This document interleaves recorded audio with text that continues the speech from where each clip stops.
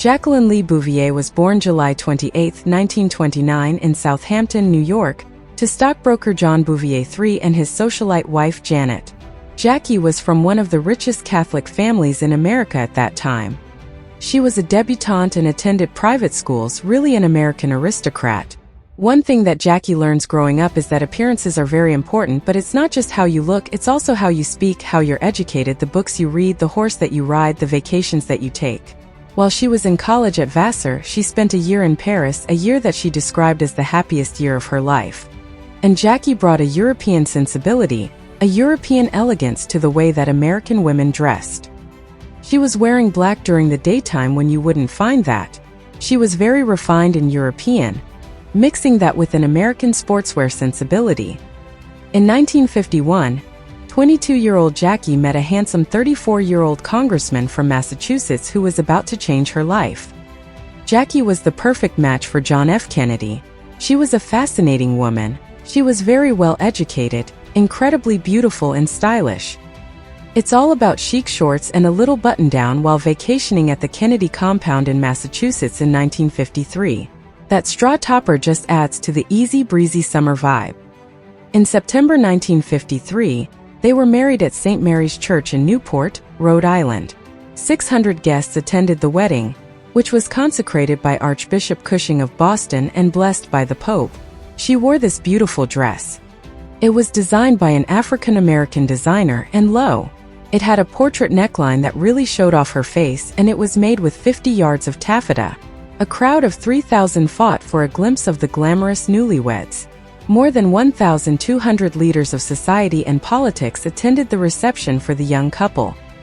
It was the closest thing to a royal wedding, with every detail in place: the gown, the guests, and a sense of perfection that brought a unique magic to the moment.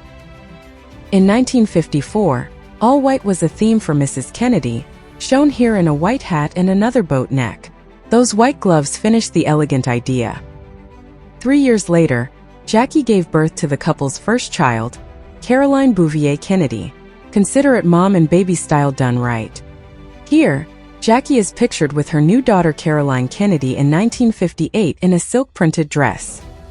By November 1960, she was pregnant with John Jr., and the family was headed for the White House. On January 20, 1961, John Fitzgerald Kennedy became the 35th President of the United States. A new era had officially dawned in America.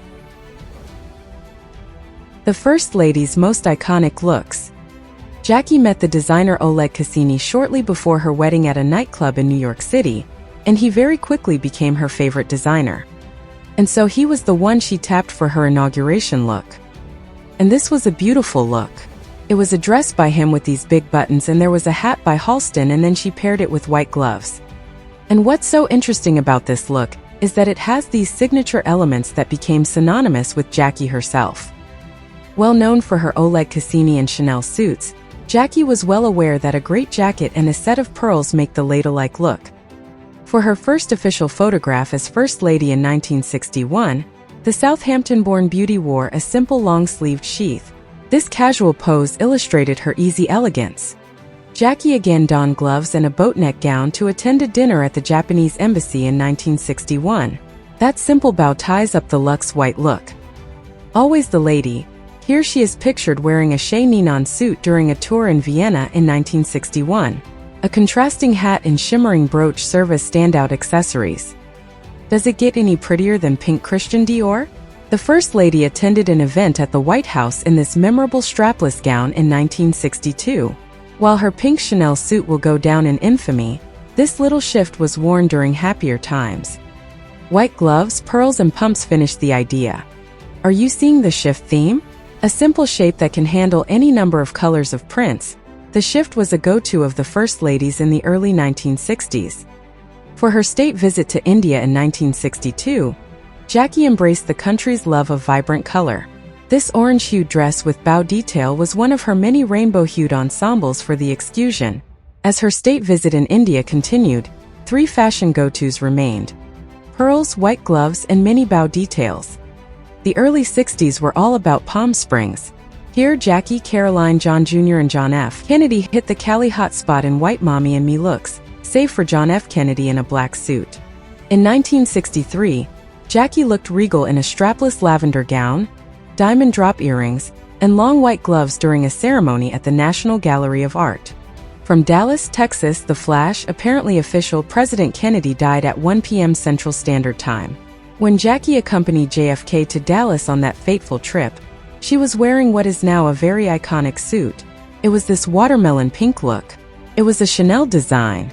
JFK had personally advised her to dress elegantly, saying he wanted her to stand out among wealthy Texan women. Tragically, the pink suit became a symbol of the assassination on November 22, 1963. She continued to be an influential fashion icon long after her days as a First Lady.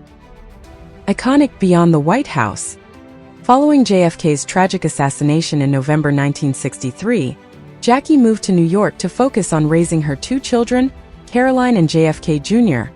While she dressed less formally after leaving the White House, Jackie held on to classy trends like tailored coats and her staple long gloves.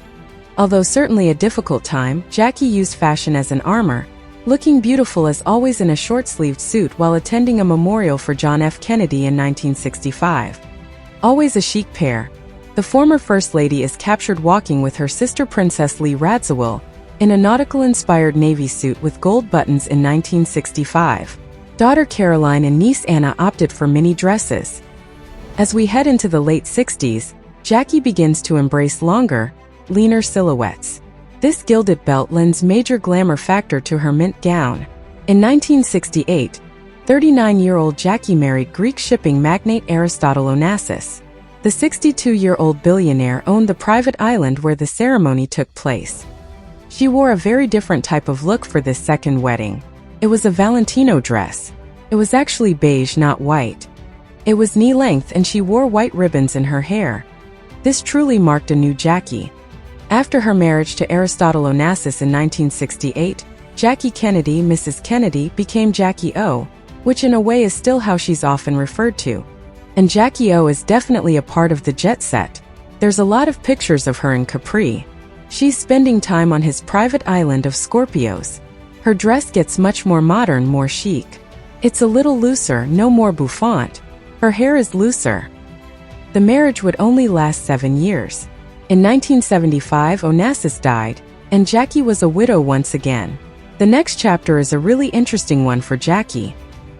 She ends up becoming an editor in New York City. That working woman style was just as chic as you would imagine. Here is Jackie in her office at Viking Press wearing trousers and a sweater with neck wrap detail that someone needs to put back in production ASAP.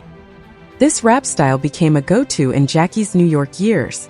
The literary powerhouse also had a love of polka dots that she embraced throughout her life. That easy elegance is not something that can be taught. Here is Jackie walking in New York City in 1981, in a linen skirt and black blouse with a great handbag. A year before her death, Jackie is suit goals in a light louche number paired with a simple white tee, after dining with John Loring at Le Cirque in 1993.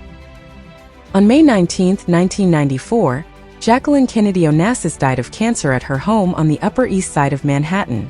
She was 64 years old. 25 years after Jackie's death, her influence on fashion remains indelible, with her style continually reflected in the way people dress. Her style left an enduring impact on the fashion choices of numerous First Ladies who followed her.